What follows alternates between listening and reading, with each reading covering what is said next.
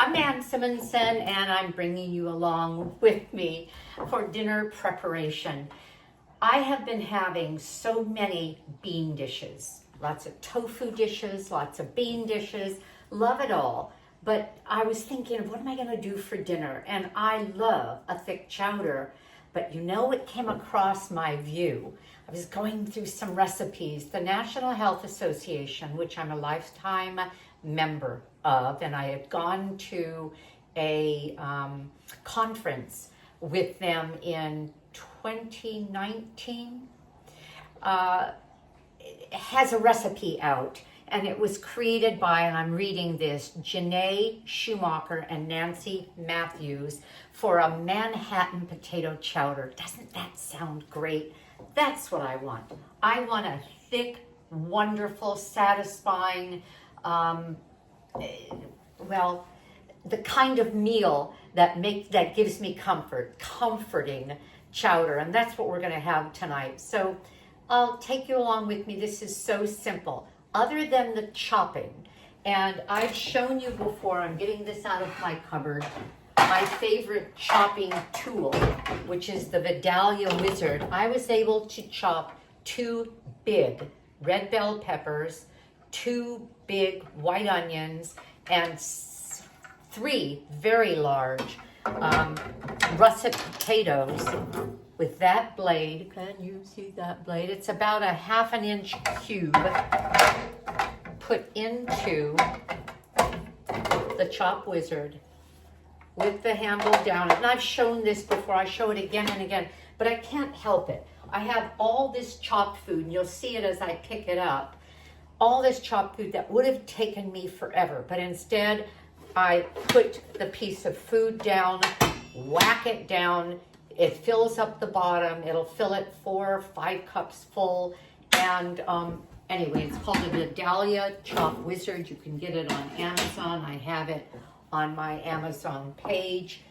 And that's that. So I have my 2 chopped onions. It was about 2.5 cups. I have an empty pan. Do you see there's no oil here? The National Health Association recommends cooking without oil. I learned my skills of whole food plant-based going on 7 years now, partially from that conference. I was either there in 2019 or 2018. I'll have to think about that. But in any case, you can hear, this is a hot pan, no oil. This onion will weep because that's what white or yellow onions do, as opposed to, let's say, shallots or maybe leeks, which are just a drier onion. And I bring that up so that you'll understand that I can leave this in here and let it start to turn golden brown. But I'm going to be adding at this point my 2 very large red bell peppers. And I hope you eat these raw, and I hope you do it often. They are so loaded with vitamin C, vitamin A, carotenoids, all kinds of antioxidants. I'm adding this, and so I certainly don't need oil, but I think I'll use a couple of tablespoons of broth. And you can freeze your broth the way I do after I make it from bags of frozen scraps, vegetable scraps, or you can buy it in a container, and you'll see that in just a bit. So I'm going to add just a couple of tablespoons, put this higher, and let it work off the water. In other words, the water will end up cooking down, and I'm going to have even more of kind of the moisture of the red bell pepper, the moisture of the onion, helping it deglaze or helping it brown a little bit, and I can deglaze it with a little bit more of the broth. I'm not sorry. Put this on, let this cook, and I'm going to let it cook for about 10 minutes just to soften it. Because you will see this soup doesn't take long to cook, and so we want to get this part done before I add anything else. and I'll be back to you in about 10 minutes. Okay, so far super easy. We have the onion and the bell pepper that have softened and expressed their juices and caramelized a bit. I added a little more broth, and it deglazed the pan. So this is how you create a lot of flavor. Now I'm adding chopped garlic, and I'm adding hominy,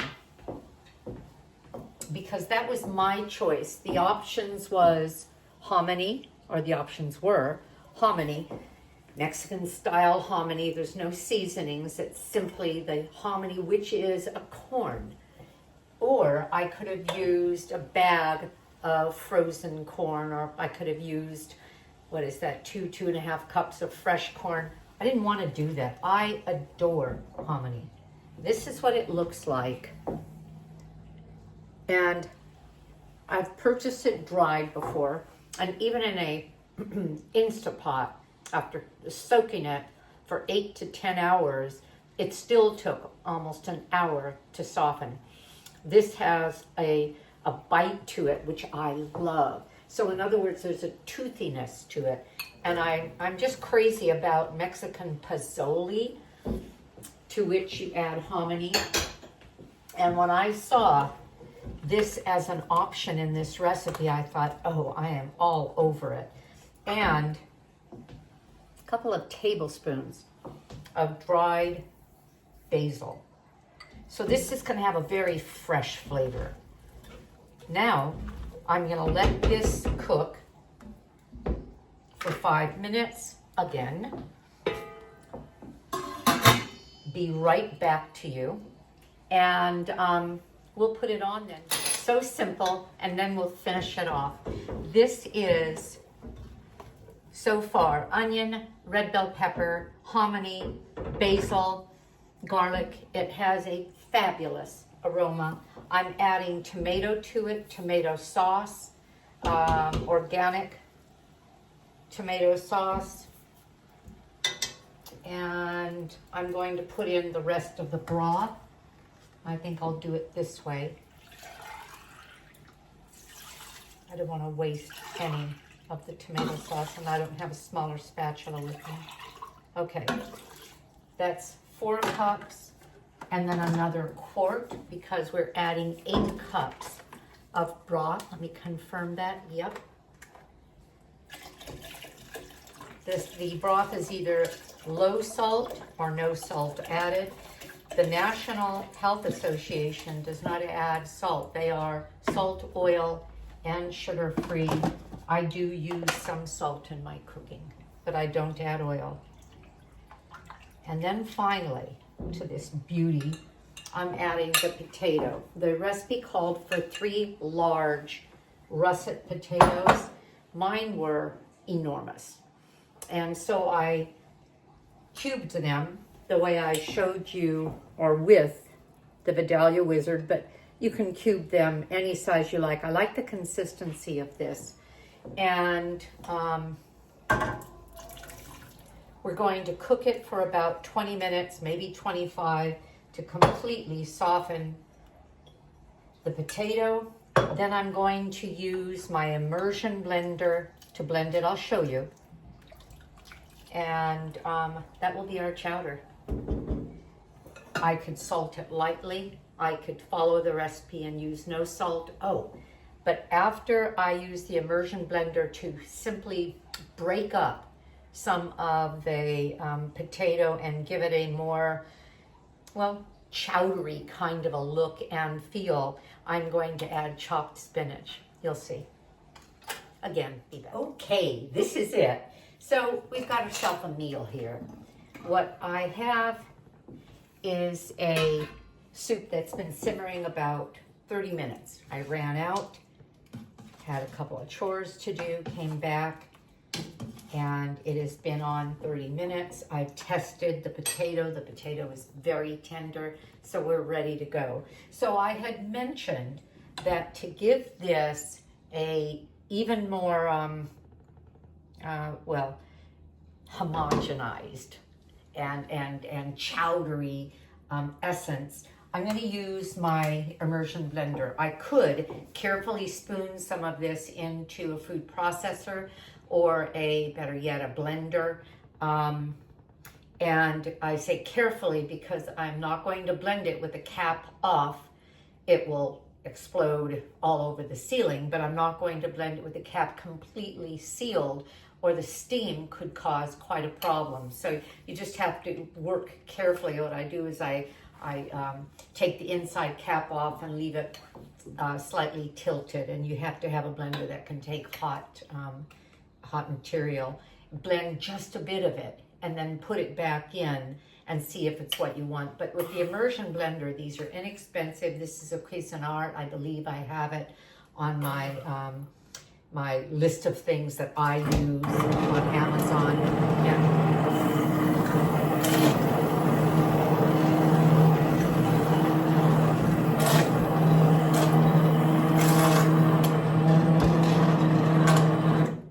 See, it's breaking it up.